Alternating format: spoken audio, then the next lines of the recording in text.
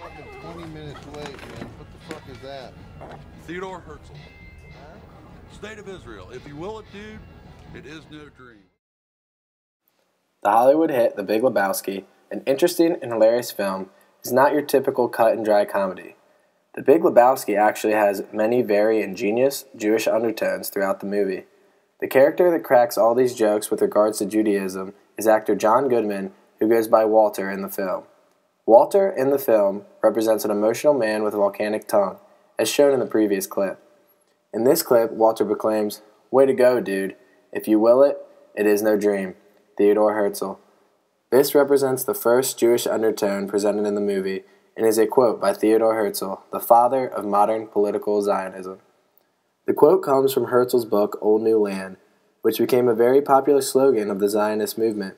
Old New Land, published in 1902, became a very popular novel amongst Zionist Jews, because in the book he envisioned a future Jewish state as a socialist utopia, essentially the creation of a new society in Israel that was peaceful and utilized technology and science to develop the land to its fullest.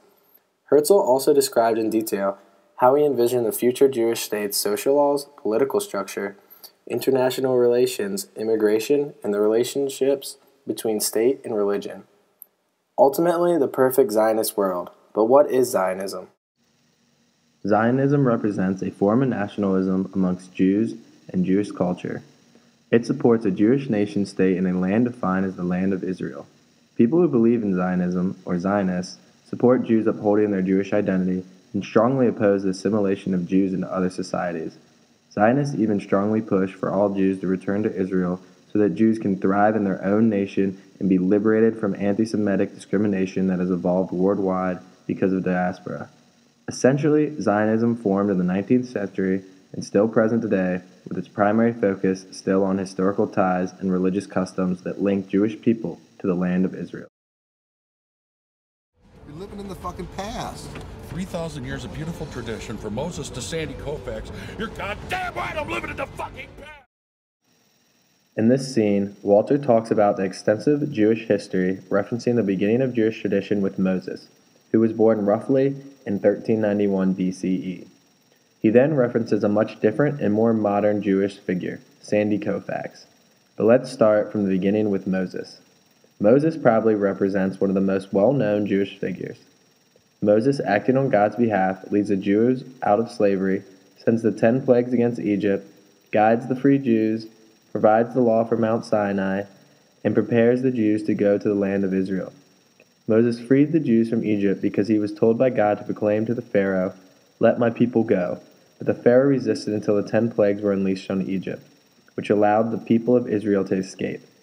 Then months later, Moses climbs to the top of Mount Sinai, where God speaks to him directly and provides him with the 10 Commandments. The 10 Commandments represent some of the most significant and important laws of the Torah. Finally, Moses helped lead the Jewish people to the land of Israel, but sadly never gets there himself. Essentially, Moses represents a prophet of God who freed the Jews and continually fought against injustice.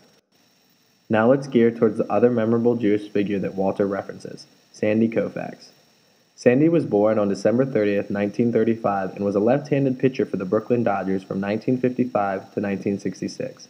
He became the youngest player to go into the Baseball Hall of Fame when he was elected in 1972.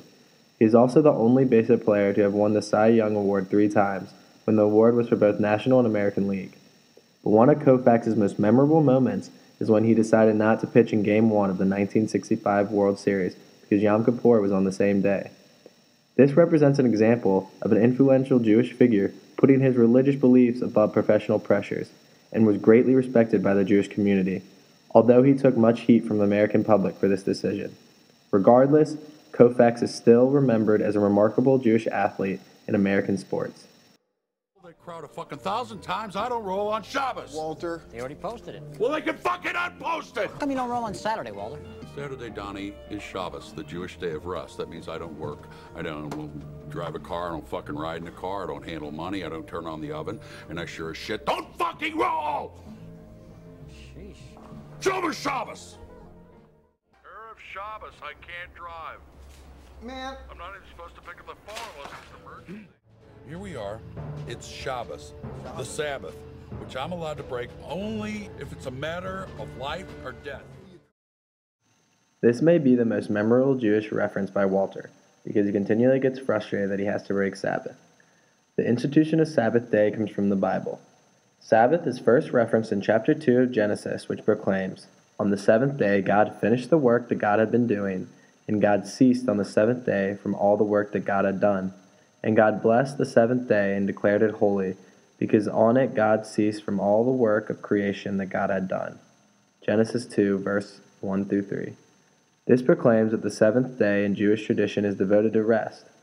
Observing this day of rest is not just a personal lifestyle, but rather a communal one. It represents a day of following laws that support a society filled with commitment and freedom.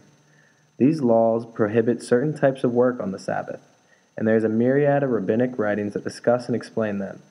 But there are far too many rules to explain them all. Some of the actions that are supposed to be avoided consist of carrying, cooking, driving, using electricity, and many, many more. So Walter is correct when he proclaims that he should not be talking on the phone or driving. Essentially, the goal of Sabbath is to reduce humans' environmental impact and have a religious connection with God by mirroring God's day of rest, described in Genesis. Ultimately, each of these scenes shown from The Big Lebowski are unique with regards to Judaism and provides many different aspects of Judaism ranging from holy holidays to widely recognized Jewish people. I hope after watching this short video, the next time you watch The Big Lebowski, you will have a better appreciation of the extremely creative and unique Jewish humor throughout the movie.